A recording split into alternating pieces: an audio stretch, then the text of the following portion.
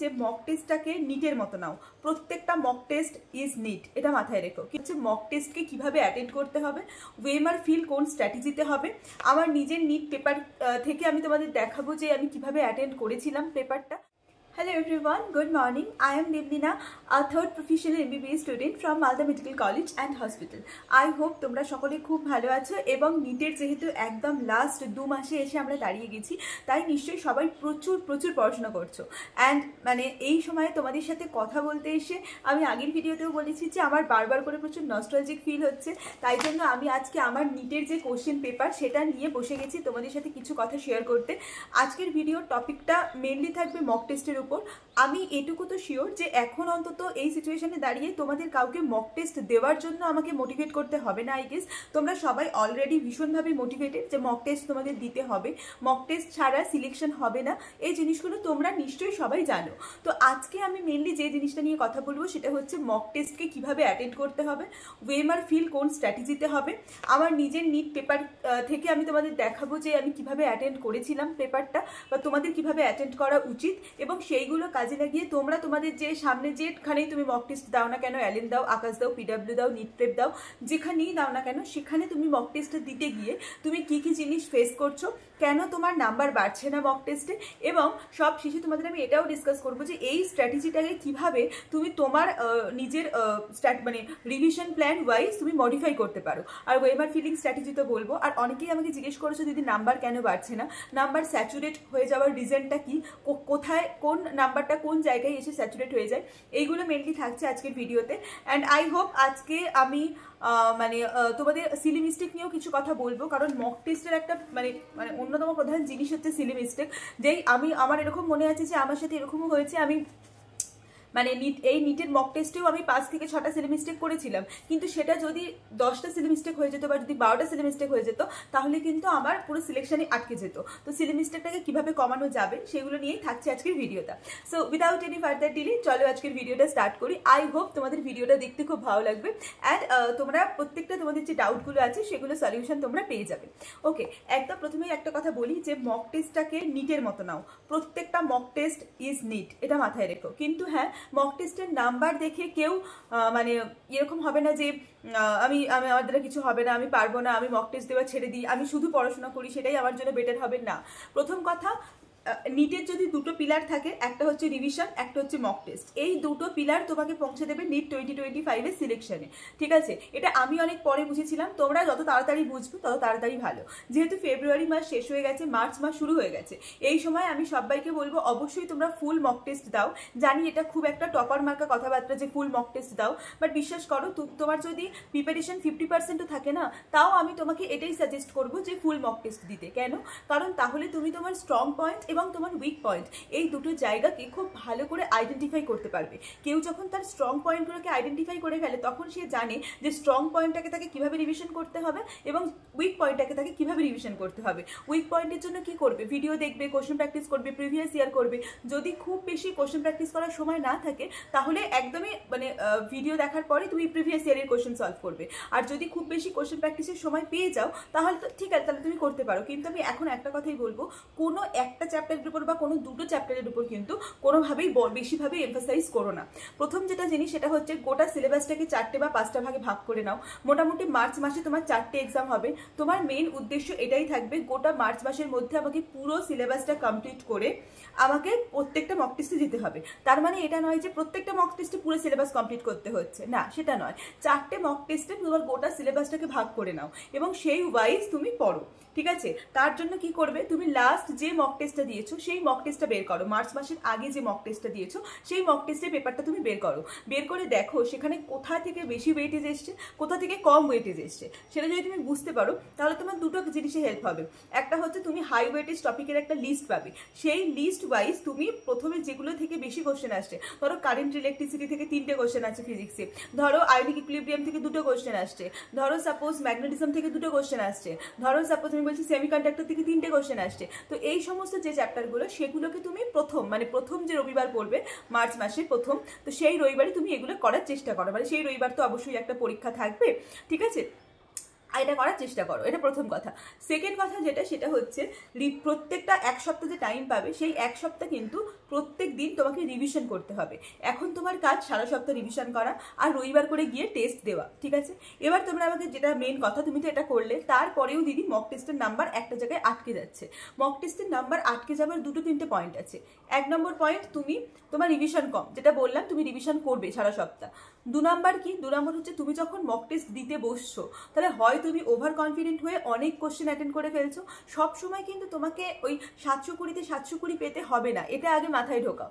720-তে 720 যদি পেতে না হয় তাহলে যে উত্তরগুলো আমি জানি না সেই কোশ্চেনগুলো ছাড়া খুব দরকার।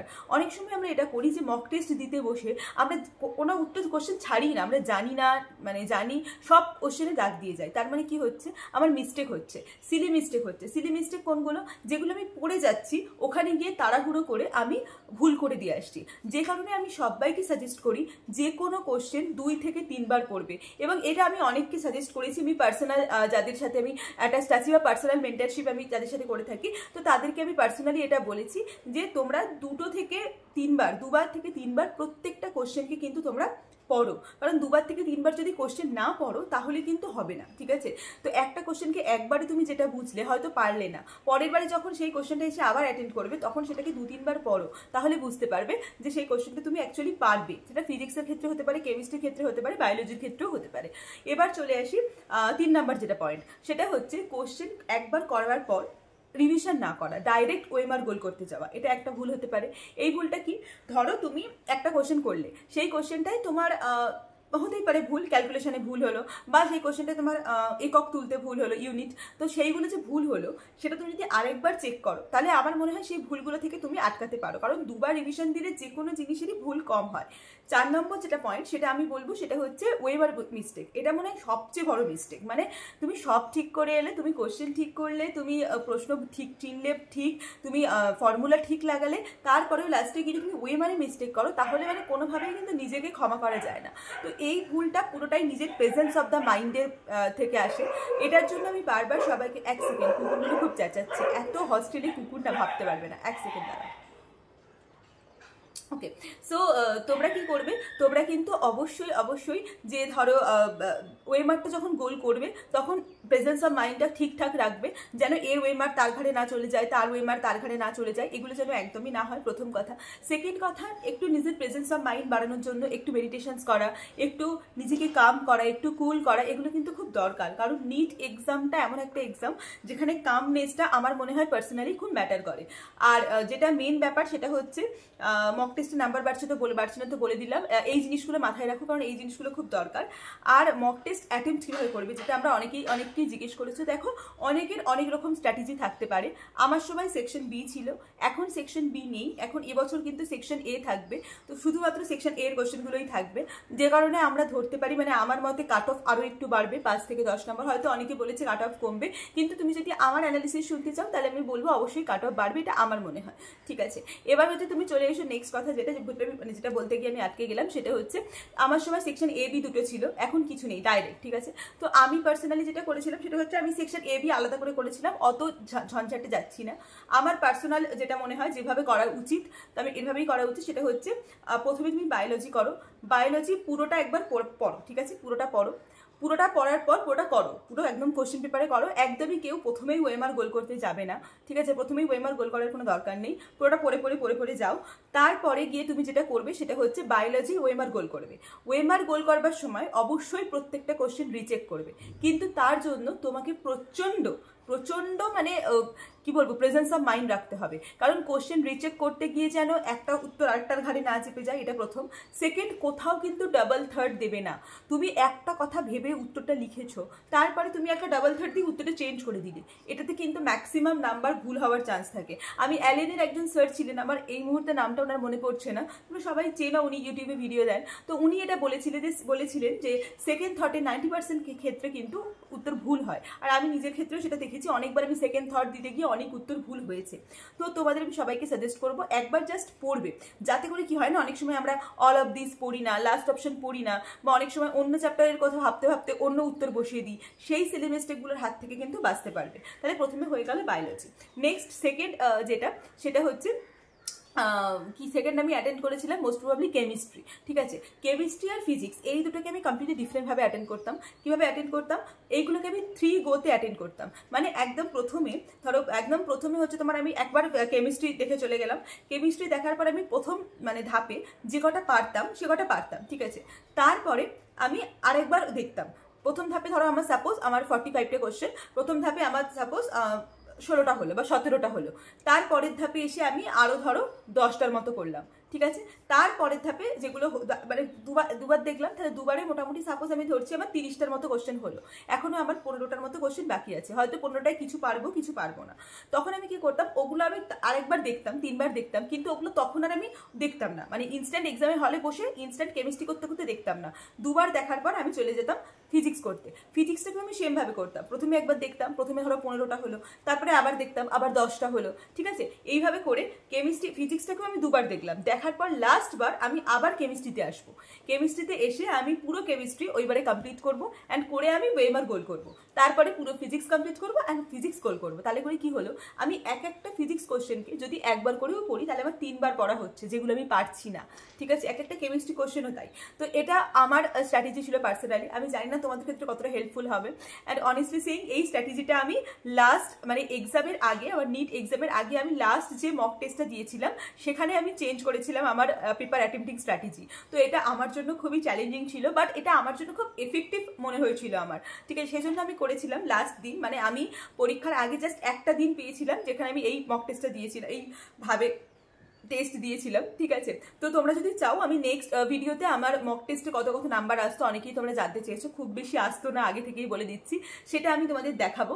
আর আমি এখন তোমাদের যেটা দেখাবো সেটা হচ্ছে আবার নিটের পেপার দেখাবো, যে আমি কিভাবে অ্যাটেন্ড করতাম বা কিভাবে কি রাফ করতাম, স্পেশালি ফিজিক্সের ক্ষেত্রে কিভাবে করতাম।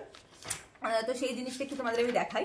বায়োলজি তো দেখানোর কিছু নেই, বাট ফিজিক্সটা আমার মনে হয় আমার দেখানো উচিত। সো চলো ব্যাক ক্যামেরা অন করে তোমাদের ওটা দেখাই। বাকি অ্যাটেন্ডিং স্ট্র্যাটেজি তো বলেই দিলাম, এটা আমার অ্যাটেন্ডিং স্ট্র্যাটেজি ছিল। আই গেস তোমাদের ঠিকঠাক লাগবে বা তোমাদের ভালো লাগবে। তো যদি তোমাদের ভালো লেগে থাকে তাহলে অবশ্যই আমাকে জানাও যে আর কি ধরনের স্ট্র্যাটেজি দেখতে চাও বা কি না চাও। অ্যান্ড আজকেটা কেমন লাগলো, তোমরা এগুলো ফলো করছো কিনা, বা তোমাদের পেপার অ্যাটেন্ডিং স্ট্র্যাটেজি কি সেটা আমি পার্সোনালি জানতে চাই। কারণ আমি নিট দিয়েছি আবার 3 বছর হয়ে গেল, তো তোমরা হয়তো এখন নতুন কিছু স্ট্র্যাটেজি অ্যাডপ্ট করেছো, যেটা আমার শুনতে খুব ভালো লাগবে। সো চলো এখন আমি আগে তোমাদের আমার পেপারটা দেখিয়ে দিই। আর পেপারটা দেখার পরে প্লিজ, আমি খুব নোংরা, তো প্লিজ ডোন্ট জাজ মি। সো চলো। আর আরেকটা জিনিস আমি এখানে বলে দিই, না ঠিক আছে, আগে ভিডিওটা শেষ করে দিই তারপর বলছি। সো এটা হচ্ছে আমার নিটের পেপার, তোমরা দেখতেই পাচ্ছ T4 ছিল আমার কোড, ঠিক আছে। তো এখানে প্রথমে তো নাম টামগুলো লিখেছিলাম। আচ্ছা, আমি বেঙ্গলি পেপার নিয়েছিলাম, তো বেঙ্গলিটাই আমি হাত দিইনি, বিকজ আমি ইংলিশেই প্র্যাকটিস করেছিলাম। তো জাস্ট রাফ ওয়ার্কের জন্য নিয়েছিলাম, বাট রাফ করার প্রয়োজন হয়নি, কারণ এনাফ জায়গা ছিল। তো প্রথমে আমি যেটা তোমাদের দেখাবো সেটা হচ্ছে, দেখো ফিজিক্সের কিন্তু যত সহজ থেকে যত কঠিন কোশ্চেন হোক আমি কিন্তু সবারই রাফ করেছি। তো ইট ইজ ভেরি ইম্পর্টেন্ট যে তুমি যে কোনো কোশ্চেনই করো না কেন তার পাশে কিন্তু তার রাফটা তুমি অবশ্যই করবে, এটা কিন্তু ভীষণভাবে ইম্পর্টেন্ট। দেখছো তো এইভাবে জিনিসটা যেটা আমি করেছিলাম, প্রত্যেকটা কোশ্চেনের কিন্তু রাফ ওয়ার্ক আমি করেছি, খুব ছোট করে হলেও কিন্তু রাফ ওয়ার্ক করেছি, যেটা কিন্তু সবটার ক্ষেত্রেই প্রযোজ্য, ঠিক আছে। আর এগুলো তো আমি পরে দাগ দিয়েছিলাম, যেগুলো বুঝতেই পারছো, যেগুলো নাম্বার দেওয়া বা অন্য কালিতে দেওয়া, যেগুলো ব্ল্যাক কালারে দেখতে পাচ্ছ সেগুলো সবই কিন্তু ওখানে বসে করা। গ্রাফের কোশ্চেন যতই কমন আসুক সবসময় চেষ্টা করবে রাফ ওয়ার্ক করেই করার, কারণ অনেক সময় একটু টাফ কোশ্চেন দিয়ে দেয়, তখন কিন্তু অনেক সমস্যা হয়ে যায়। তো যে কোশ্চেনই করো না কেন অবশ্যই রাফ ওয়ার্ক করো, পাশেই করো, এরকম নয় যে পিছনে করো। অনেকে আছে না এই সমস্ত জায়গায় রাফ ওয়ার্ক করার জন্য চলে আসে, একদম পিছনে যে জায়গাগুলো পড়ে থাকে সেই জায়গাগুলো রাফ ওয়ার্ক করে। তো আমি সাজেস্ট করবো সবাইকে সেটা না করে, এই দেখো এরকম জায়গায় অনেকে রাফ ওয়ার্ক করে, ঠিক আছে, এরকম জায়গায় রাফ ওয়ার্ক করে, বাট এটা করতে বারবার এখান থেকে কোশ্চেন দেখে টুকছো, এখানে আনছো, এখান থেকে দেখে করছো, খুব অসুবিধা হয়। তো কোশ্চেনের পাশেই যেখানে জায়গা পাবে সেখানে রাফ ওয়ার্কটা করো, তাহলে সেটা তোমার জন্য বেটার হয় আই গেস, ঠিক আছে। এরপরে চলে এসো কেমিস্ট্রি। আমি যদি কেমিস্ট্রির কথা বলি, আমাদের সময় কেমিস্ট্রি অনেকটা বেশ এরকম অ্যাসারশন রিজন বেসড কোশ্চেন পড়েছিল, যেগুলো বারবার করে পড়তে হয়। দেখতে পাচ্ছ তোমরা প্রত্যেকটা লাইনের তলায় কিন্তু আমি দাগ দিয়ে পড়েছি। তো এটা কিন্তু ভীষণ ইম্পর্টেন্ট যে তুমি যেটাই করছো তুমি একটু তলায় দাগ দিয়ে করো, ঠিক আছে, যেটা খুব ইম্পর্টেন্ট। এর ক্ষেত্রে দেখো আমি যেটা মিলিয়েছিলাম, প্রত্যেকটা আমি মেলাতাম, এরকম না মুখে মুখে তুমি দাগ দাও, তুমি দাগ দিয়ে করো, পেনের ইউজ করো, পেন দিয়েছে পেনের ইউজ করো, ঠিক আছে। এখানে যেমন এই কোশ্চেনটা আমার ছিল পার্সোনালি মনে পড়ছে, সেটা হচ্ছে এই কোশ্চেনটাই আমি কিন্তু বুঝতে পারছিলাম না কোনটা হবে, আমার মনে ছিল না বা কিছু, তো আমি এটা মনে হয় মোস্ট প্রবলি দেখেছো অপশন এলিমিনেট করে করেছিলাম। তো এই জিনিসগুলো কিন্তু presence of the mind exam হলে বসে কাজ করানো খুব দরকার। আর এই যে ইনকারেক্ট, ঠিক আছে, এই জিনিসগুলোর দিকে কিন্তু সবসময় নোটিস দেওয়া খুব দরকার। আমি কিন্তু গোল করে দিয়েছি, দেখেছো ইনকারেক্ট। তুমি অনেকটাই এরকম দেখতে পাবে যে আমার অনেকের কোশ্চেনে এরকম গোল করা। কেন গোল করা? কারণ আমি মানে সবসময়তেই চাইতাম যে কোনো রকম কোনো সিলি মিস্টেক যাতে না হয়। তো আই গেস তোমাদের আমি অনেকটা বোঝাতে পারলাম। দেখো ইনকারেক্ট, প্রত্যেকটা ইনকারেক্ট। এটা কিন্তু আমার অভ্যাস। এগুলো কিন্তু আমি যখন প্রতিবারই মক টেস্ট দিতাম তখন কিন্তু আমি প্রতিবারই এগুলো মানে প্র্যাকটিস করতাম। তো ঠিক আছে, তো তোমাদের আমি বলবো এইভাবেই জিনিসটা তোমরা প্র্যাকটিস করো, যাতে করে তোমাদের বারবার করে একই জিনিস করতে সুবিধা হয়। এখনো 2 মাস বাকি, এগুলো কিন্তু একদিনে আসেনি, দেখছো, এগুলো কিন্তু একদিনে আসেনি, এগুলো কিন্তু তোমাকে রেগুলার প্র্যাকটিস করতে হয়েছে তবে এসছে। নট, এই যে নট, এগুলো ইম্পর্টেন্ট ওয়ার্ড, এগুলো আমাকে গোল করতেই হবে, ঠিক আছে। এখানে কি একটা দেখতে পাচ্ছি না, এক সেকেন্ড। তো এরকম অনেক অনেক কোশ্চেন ছিল যেগুলো আমরা করেছিলাম। সো আই গেস তোমাকে আমি পুরো পেপারটাই দেখালাম, এবং তোমাদের যদি কোনো রকম কোনো জানার কিছু থাকে বা কোনো রকম কিছু জিজ্ঞাসা থাকে তোমরা অবশ্যই আমাকে জিজ্ঞাসা করতে পারো। তো এটাই ছিল মেনলি আমার নিটের পেপার। আরও যদি তোমরা কিছু জানতে চাও বা দেখতে চাও তাহলে তোমরা আমাকে অবশ্যই বলতে পারো। এটাই মেনলি ছিল আমার নিটের পেপার। এই যে অন্য কালারের দাগগুলো তো আমি অন্যভাবে করেছিলাম, যাই হোক। তো this was my NEET paper, very important, আমার কাছে তো খুব স্পেশাল। যাই হোক, দাঁড়াও ব্যাক ক্যামেরা অন করে তোমার সাথে কথা বলছি। আমার পক্ষে যতটা যা বলার ছিল আমি বলেছি। আই গেস এটা তোমাদের অনেকটা হেল্প করবে। যদি আরও কিছু হেল্প লাগে তোমরা অবশ্যই কমেন্ট করে জানাও। আর আজকের ভিডিওটা কেমন লাগলো সেটাও কিন্তু কমেন্ট করে জানাতে ভুলো না। আর আমি ব্লগ বানাচ্ছি, ব্লগ বানানোর চেষ্টা করছি, অনেক দিনের অভ্যাস চলে গেছে, বাট স্টিল আমি চেষ্টা করবো, বিকজ আমার নিজের পার্সোনালি ব্লগ খুব ফেভারিট জিনিস। তো আসবে ব্লগ, অনেকে কমেন্ট করেছো দিদি ব্লগ কেন আসছে না, তো I am so sorry for that, but খুব তাড়াতাড়ি ব্লগ আসছে। সো দেখা হচ্ছে পরের ভিডিওতে খুব তাড়াতাড়ি। বাই।